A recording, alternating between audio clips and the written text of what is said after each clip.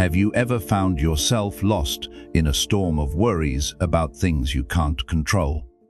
Have you noticed how exhausting it is to care deeply about everything from a stranger's opinion to the unchangeable past? Well, fellow travelers on this journey called life, you've just stumbled upon something that might change everything.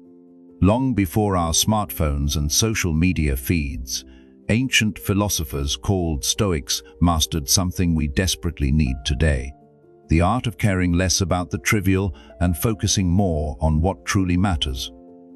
Over the next few minutes, I'm going to share 9 powerful Stoic principles that will transform how you approach life's challenges. These aren't just philosophical concepts gathering dust in history books. They're practical tools for finding peace in our chaotic modern world. So if you're ready to break free from unnecessary suffering and discover a more serene way of living, let's begin this journey together. Lesson number 1: control what you can, accept what you cannot. Picture this moment. You're stuck in bumper-to-bumper traffic, late for an important meeting. Your blood pressure rises as you grip the steering wheel tighter, mentally cursing every red light and slow driver. But as Epictetus wisely taught us, some things are within our power, while others are not. The traffic jam isn't within your control. Your reaction to it absolutely is. This distinction between what we can and cannot influence is the cornerstone of Stoic wisdom. The weather, other people's actions, past events, these all fall outside your sphere of control. Your thoughts, attitudes, and responses remain firmly within it. Next time life throws a curveball, pause and ask yourself, can I change this situation? If yes, take action. If no, practice acceptance. Remember what Seneca said, we suffer more often in imagination than in reality. By focusing your energy only on what you can influence, you'll find yourself carrying a much lighter burden through life. Lesson number 2: embrace the present moment. Our minds are time travelers. They constantly drift to regrets about yesterday or worries about tomorrow, rarely settling in the only moment we can actually experience. Now, Marcus Aurelius addressed this human tendency when he wrote, "Do not disturb yourself by picturing your life as a whole. Attend to what is before you now." In our notification-filled world, being present has become revolutionary. That ping from your phone during dinner with loved ones, these small distractions steal countless precious moments from us. Stoicism teaches us to immerse ourselves fully in whatever we're doing. When you're with friends, be completely there. When working, give it your undivided attention. When resting, truly rest. This presence isn't just about productivity, it's about experiencing life in its richest form. By anchoring yourself to the present, you free yourself from the twin thieves of happiness, regret, and anxiety. Lesson number 3: view obstacles as opportunities. Life rarely unfolds exactly as planned. The promotion goes to someone else. Relationships end unexpectedly. Health challenges emerge without warning. While most people see these as unfortunate setbacks, Stoics view them differently. As Marcus Aurelius noted, the impediment to action advances action. What stands in the way becomes the way. Every obstacle carries within it an opportunity for growth, learning, and transformation. That difficult colleague tests your patience and communication skills. That financial setback teaches resourcefulness. That personal loss reveals your inner strength. The next time you face a challenge, rather than asking, "Why is this happening to me?" try asking, "What can this teach me?" This simple shift transforms you from victim to student, from passive recipient to active participant in your own development. Remember, diamonds form under pressure, and your character develops through challenges, not comforts. Lesson number 4: practice negative visualization. This might sound counterintuitive in our positive thinking culture, but Stoics regularly contemplated worst-case scenarios. This practice, called premeditatio malorum, helps prepare the mind for difficulties before they arise. Imagine briefly losing something you value, your job, your home, or even a loved one. This isn't meant to induce anxiety, but to foster appreciation and preparedness. As Seneca advised, "He who fears he shall suffer already suffers what he fears." By mentally rehearsing potential hardships, you accomplish two valuable things. First, you develop contingency plans, reducing actual anxiety should difficulties arise. Second, you cultivate profound gratitude for what you currently have. That morning coffee tastes sweeter when you've contemplated a life without such simple pleasures. This practice doesn't make you pessimistic, it makes you appreciative and resilient. Lesson number 5, detach from external validation. In our social media age, external validation has become a modern addiction. We measure our worth in likes, shares, followers, and comments. But as Epictetus reminds us, if you are ever tempted to look for outside approval, realize that you have compromised your integrity. A true freedom comes from recognizing that your value isn't determined by others' opinions. Whether someone praises or criticizes you, your inherent worth remains unchanged. This doesn't mean becoming indifferent to feedback, merely not allowing it to define you.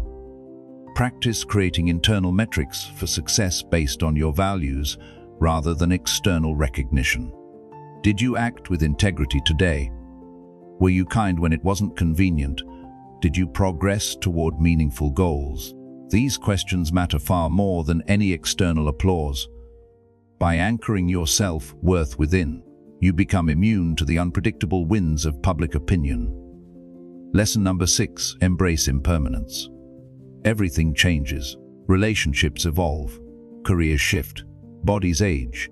Even our thoughts and feelings transform from moment to moment. Yet we often suffer by clinging to the illusion of permanence. Marcus Aurelius observed, "All is ephemeral, both what remembers and what is remembered." This truth isn't cause for despair but liberation. When we accept life's transient nature, we simultaneously learn to appreciate its precious moments more deeply. That sunset is beautiful precisely because it won't last forever. Your time with loved ones is precious because it isn't infinite. Even difficult periods become more bearable when we remind ourselves, "This too shall pass." By embracing impermanence, we learn to hold life lightly, appreciating its gifts without grasping, accepting its challenges without resistance. Lesson number 7, cultivate inner richness. We live in a society that constantly confuses having with being. More possessions, more status, more achievements. These external markers of success often leave us feeling surprisingly empty. Seneca addressed this paradox when he wrote, "It is not the man who has too little, but the man who craves more that is poor." The Stoics understood that true wealth exists within, through wisdom, virtue, and meaningful relationships. These internal goods can never be taken from you and never diminish with time. While there's nothing wrong with enjoying material comforts, depending on them for happiness creates constant vulnerability. Practice distinguishing between wants and needs.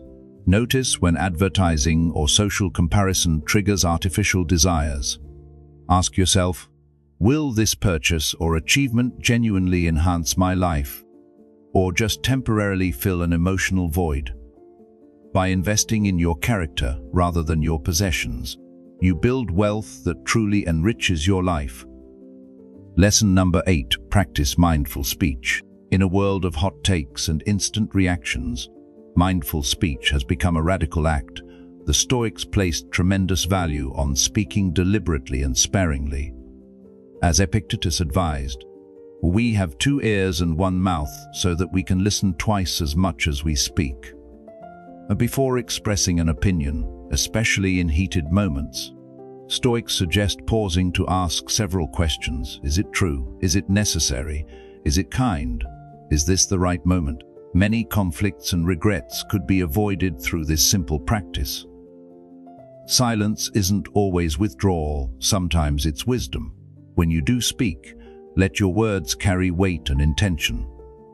Notice how frequently we speak to fill silence, to impress others, or to vent emotions that might be better processed internally first. By mastering your speech, you master a significant portion of your inner life as well. Lesson number 9, serve something greater than yourself. Despite popular misconceptions, Stoicism isn't about emotional suppression or isolation. In fact, Stoics believe deeply in our obligations to humanity. Marcus Aurelius reminded himself, "What brings no benefit to the hive brings none to the bee." A finding purpose beyond self-interest connects us to something enduring. Whether through family, community service, creative work, or environmental stewardship, contributing to causes larger than ourselves provides profound meaning and perspective. When personal troubles arise, service shifts our focus outward, often alleviating our own suffering in the process. Our individual lives are brief, but our contributions to others can ripple through time in ways we may never witness. By asking regularly, "How can I be of service today?" you align with the highest Stoic ideals of human purpose. So there you have it, 9 timeless Stoic principles for mastering the art of letting go and living well. These aren't just ancient philosophical concepts. They're practical tools for navigating our complex modern world. The beauty of Stoicism lies in its simplicity and applicability, regardless of your circumstances or beliefs. Remember, practicing these principles isn't about achieving perfection. It's about progress, about gradually aligning your actions with your deepest values. Even the Stoic masters themselves acknowledged this was a lifelong journey. The next time you find yourself caught in worry about things beyond your control, trapped in regrets about the past, or anxious about the future, return to these teachings. Let them guide you back to what truly matters, to what you can actually influence, to this present moment where life actually happens. As Epictetus wisely said, "Make the best use of what is in your power, and take the rest as it happens." There's profound freedom in this simple wisdom, a pathway to peace that has stood the test of time. The question now is, which of these principles will you begin practicing today?